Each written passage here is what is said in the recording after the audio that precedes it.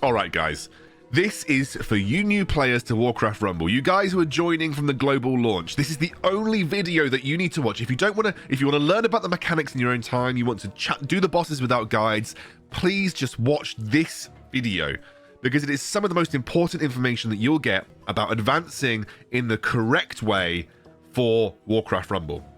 There are some things that you just need to do this way in order to not make mistakes with your gold usage and in generally progressing your account.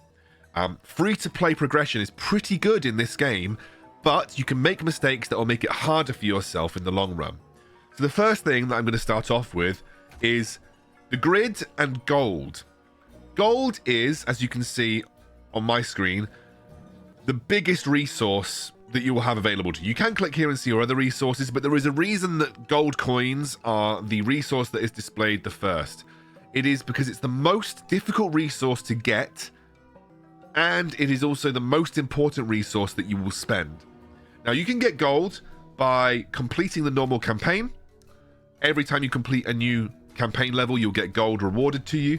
You can get gold for completing what are called Arclight Surges, which are essentially special versions of the maps, which award you 60 gold for every time. Well, a little bit less than that if you haven't bought the booster, but it awards you a set amount of gold for completing it. And then you get gold for every time that you complete a full row of heroic bosses.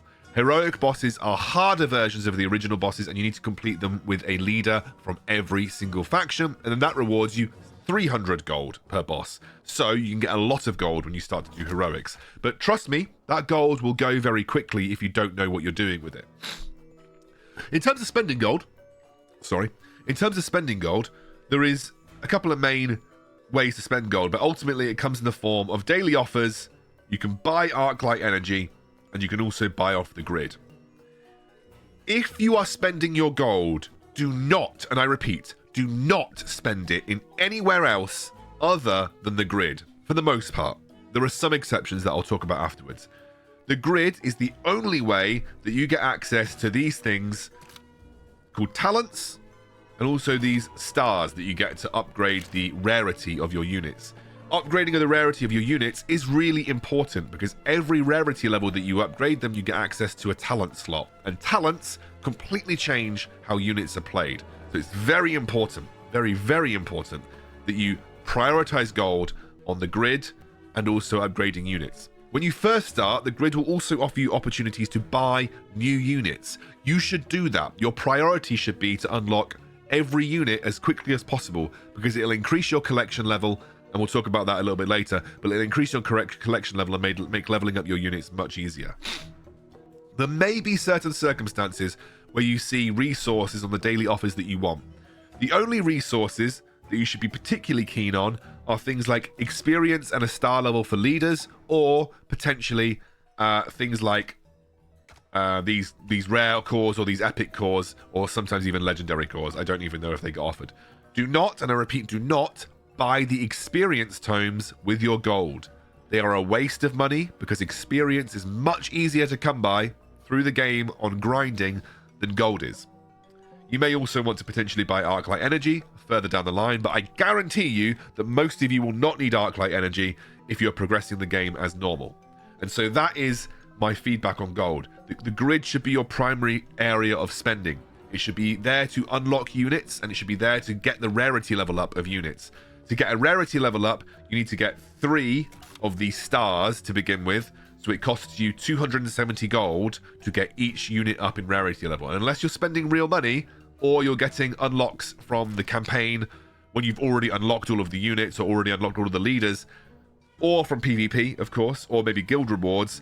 But the primary place that you will get stars for upgrading units comes from the grid. And that is where you should spend all your money. In terms of how the grid operates, each row drops down every day. So, if you don't like what you see on the grid, you can wait 24 hours and the top 2 rows will move down and a new row will come in at the top. You get these big red buttons which completely recycle what you see on the grid, and I'm going to waste one just to show you what it does. And that brings you a load of new things. Sometimes you'll get access to these things like the XP boosts, which gives you an XP boost to something that you buy on that row, for instance. Which, 855 is quite nice. If you wait for a day, obviously the bottom row will drop out and then the top row will come back in with something new. But there's a slow way of getting access to new things. The other way that you can do it is by buying something, and then if you buy something, it essentially refreshes everything in that area. So if I do this and then buy a ghoul, it will refresh everything that's in a vertical or horizontal row alongside that unit. And as you can see here, it will drop a load of new things down. Each week will be a leader week, which corresponds with the week that you see in the dungeon, which I'll talk about later. And you'll get access to leaders, which cost a little bit more in terms of upgrading on the grid from that specific faction. So if you want to target a specific faction or a specific hero, you will have to wait until the corresponding leader week. That is 5 minutes on the grid, and I hope it told you everything that you need to know about it. You can move things around on the grid like this to try and get them into a spot where you can then sort of say, well, I want to move all of these off the grid now, so I'm going to move one down. I would say that don't bother doing that because it is a bit of a waste of money to begin with. But sorry, I've had an allergy this morning. I'm going to blow my nose before I continue. But yeah, I wouldn't recommend using the 5 gold to move things around unless you have a lot of gold or you're a pay-to-win player like me, because otherwise that 5 gold stacks up really quickly. So try and make the best of the configurations that you've got and try and be as tactical as you can with it. So that's the grid. So let's talk now a little bit about XP and how to level up specific units. So you will naturally get experience from completing PvE missions. You'll get experience from just playing games. The biggest way that you can get experience is by doing quests. Now, the way that this works is that there will be 2 units that are currently in your deck offered to you on the quest, on this quest thing, and there'll be 1 unit that isn't in your deck and is a random unit. Now there is some elements of how this is chosen. It's to do with the experience that unit has, and like if it's like the least experience and the most experience, etc. But basically, in general, the rule of thumb is, without making it too complicated, it will show you options from the current deck that you have active when the quests refresh. So right now, it has my Jaina deck active because I've been playing Jaina to level her up in dungeons. And so therefore, it's showing me options from my Jaina deck. If I show you what my Jaina deck is, it has Jaina and Safe Pilot in, which both feature Jaina and Safe Pilot. And then it's bringing a random one in, which is Stonehoof Taurum. So you'll get 2 options from your deck for the most part, and then you'll get a random option from something that isn't in your deck in general. That's the basic principle. You can do up to 20 quests per day. Sometimes you'll get a 3 times bonus quest, and if you're lucky, you'll get a 5 times bonus quest. Those quests do not need to be done all in one day. They will stack up to a maximum allowance of 300. So you can bank 300 quests. Now, if you take my quest, my 3 times is 263. So my sort of, I'm just below, let's say I'm just below 90 for the single quests. If I bank 300 times 90 experience, I'm getting 270, 2,700, 27,000. So it took me ages to work out. I'm getting 27,000 essentially experience banked across a number of units, which is a lot, considering that I've paid about $100 in this game so far, and most of my units are up to 12,000. You know, that is a lot of experience that you can bank. So that's a good way to grind specific units that you're interested in. My general advice would be unlock all of the units as quickly as you can to get your collection level up, because this is what your collection level offers you. So your collection level increases your new unit bonus, the amount that you get from quests, etc. This isn't accurate, by the way. It says I get 73 from quests, but I don't. I get something like 80 something, so this is not quite accurate. It also increases the amount of experience you get from tomes and boosts and stuff.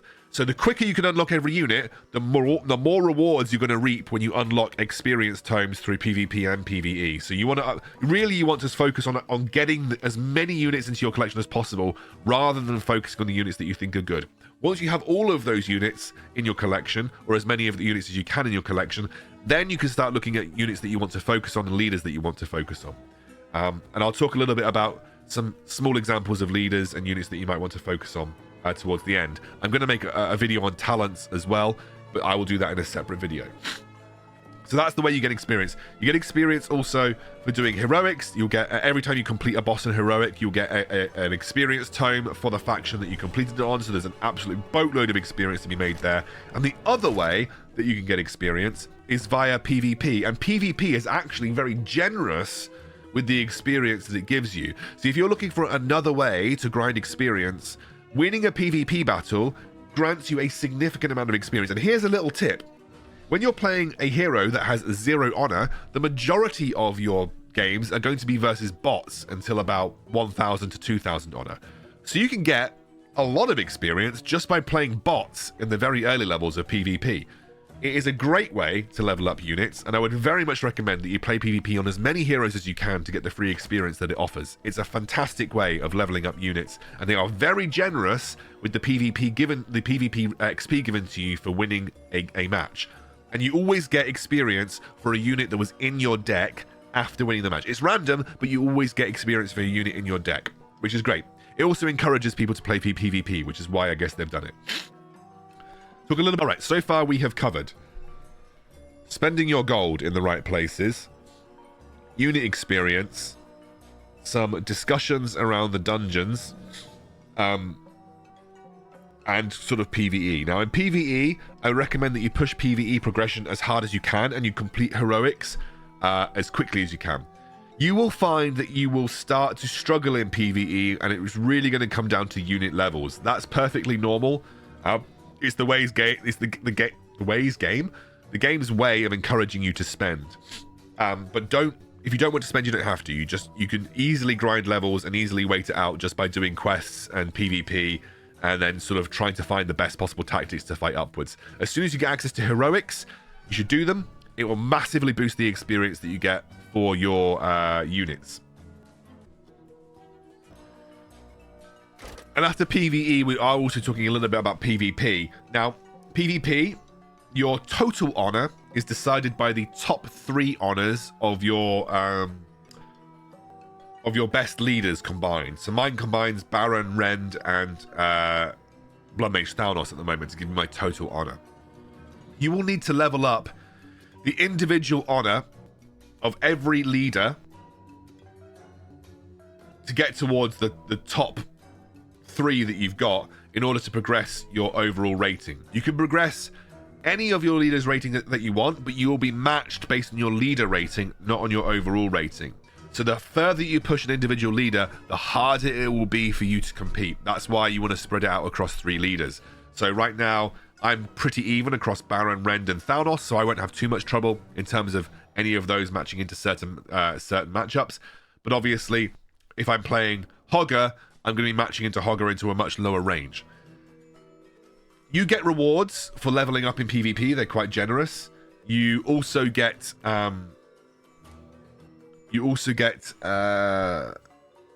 lot of experience, like I said, for completing a PvP match.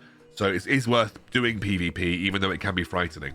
From 0 to 1,000 honor, all of your levels are capped at 1. So you'll only ever fight people at level 1. From 1,000 to 2,000 honor, your levels are capped at 3. And from 2,000 to 3,000 honor, your levels are capped at 5. So it is a very, very generous level capping system to get you up to 3,000 honor. And most of you should be able to do that within your first few weeks of playing the game. Post 3,000 honor, there is no level cap, and it goes by the PvP level matching system, which takes your unit level and divides it by 3 and rounds up to give you your overall unit level. So that's kind of how it works in that sense. But you'll find that once you get to around level 7 units, you can probably compete with most people beyond 3,000 honor. So that's kind of like a bit of a TLDR of the PvP system. The PvP system also has these rotating modes. Every PvP season, it will change one of the modes. So it'll either be the map, which has just been changed. So that won't be changed for about another 3-4 weeks. The next thing that will change will be guard towers, and it will go over to dragon towers. And after that, it will change the modifier in terms of the sort of what gets modified. The next one's going to be fortifications, which I've actually never played. You can also get things like Heroes Resolve, which means that every time you play your leader, they level up. So all of these kind of change around throughout the PvP seasons, and it kind of affects the way that you want to build your decks and also how you approach the tactics on each map. But there'll be videos to break that down for people if they're interested. And that's like an overall viewpoint of PvP. It's very fun to play. Would recommend that you get into it. It's free experience for your units at the lower honor levels because of bots. And yeah, it's just a great thing to get involved with. Also great to learn the mechanics of the game as well. It's the place that you'll probably find the most challenge on a fair playing field for the most part. PvE doesn't play fair. Bosses do not give you a fair playing field for the most part. So PvP is where you're going to get the most fun to kind of try out the tactics of the units and try them out individually. A bit about dungeons. Every week there will be a dungeon. There are 5 factions: Alliance, Horde, Undead, Beast, and Blackrock, and there are 4 dungeons. So, over the course of 5 weeks, the 4 dungeons rotate between all of the factions. Every week, you will be offered the opportunity to grind the dungeon for the heroes that you have. Getting a win in the dungeon will grant you, I will show you, these upgrade slots. So you see here, there's army upgrades, which grants you between 1 and 3 bonus levels for units that are fit that certain slot. You can then also re-roll the bottom ones for Arclight Energy. Do these because the bonus levels that you get, especially when you get towards my level, where getting levels through experience or through rarity is harder, are invaluable. And I guarantee you, I'll tell you this now, you will regret it if you don't grind those heroes when you have the option to, or grind those leaders in the dungeon when you have the option to. They have introduced a nice quality of life mechanic, so if I were to play Maiev, who I have completely neglected, I would get 3 extra levels per completion. Every time you complete a dungeon level, it will grant you another a sort of slightly harder version of the dungeon at a level higher, unless the dungeon is significantly below the average level of your current deck. If it's below 3 levels, I think if it's below 3 levels of below 3 levels of the average level of your current deck, it will grant you 3 levels on completion. So if I were to complete Maiev, it would instantly go to level 10, and I would get all the rewards for having completed 7, 8, 9, and 10, or rather 7, 8, 9. And then I'd have to complete 10 and so on and so forth. But definitely do this every week that you can. There is plenty of videos out there on my channel and other channels about how to beat these dungeons and the best kind of tactics that you can use. Don't worry about it too much in the early levels. You won't need to worry too much about having the right deck. It's just about having fun and exploring the tactics. In terms of leaders and units that you might want to focus on, Tyrion, right now, Rend, Hogger, and Baron are all absolutely fantastic leaders. If you get the option at the start of the game to choose one of those as your starting leader, definitely do so. You will not regret it. In terms of units that are generally really good right now, Wellpegs, Safe Pilot, Blizzard, Huntress, and Stonehoof as well, pretty good. But really you see a common theme: Huntress, Safe Pilot, and Wellpegs. Those units are always going to serve you well across multiple decks. There are some decks, Quillbow also really good. There is going to be a separate video that I'll do about sort of unit tier lists and units to focus on, but just from this video alone, if you take anything away, Tyrion, Hogger, Baron, or Rend, all really good starting heroes. And then Safe Pilot, Wellpegs, Huntress, Quillbow, Blizzard, those units and those minis are always going to be very good and will help be very adaptable across many decks. You can see here that I'm running basically Wellpegs and Safe Pilot in practically every deck that I have because they are just such good units. So that's my little beginner tip in terms of units and sort of what to do with them. Okay, that's really all the beginner advice that I think I need to give out for the time being. I'm going to do a video on advanced tips. I'm also going to be doing plenty of other content on the channel, so if you've liked this, please feel free to subscribe. It would mean a lot to me, and leave me a comment if you like the video.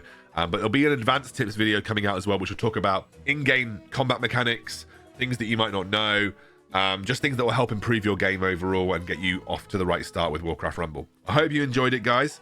And that is everything that you need to know.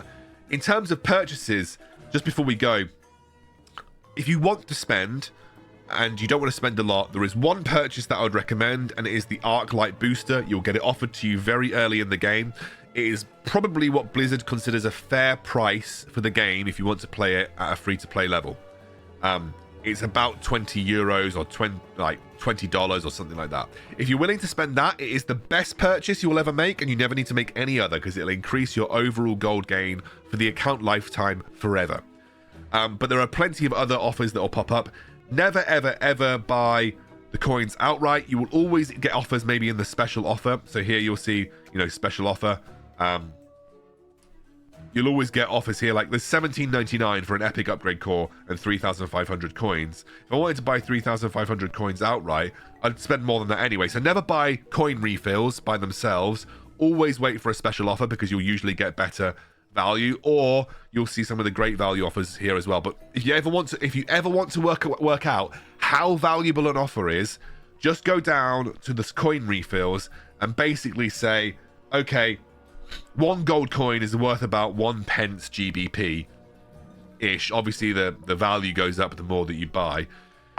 Work it out what the equivalent purchase would be in gold value that you'd get, and then go and work out what the actual value is in terms of what you get given to you. Then you have to factor in, like, you get rarity stars, which you can break down to what their gold cost will be. You get experience, etc.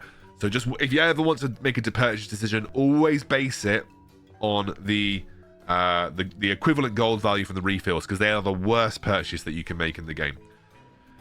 Right, that's everything. This video is going to be janky because I've edited bits back and forth, but hopefully you guys found it enjoyable, and hopefully you learned a little bit before starting the game. And I'll have more tips and tricks videos out for you soon.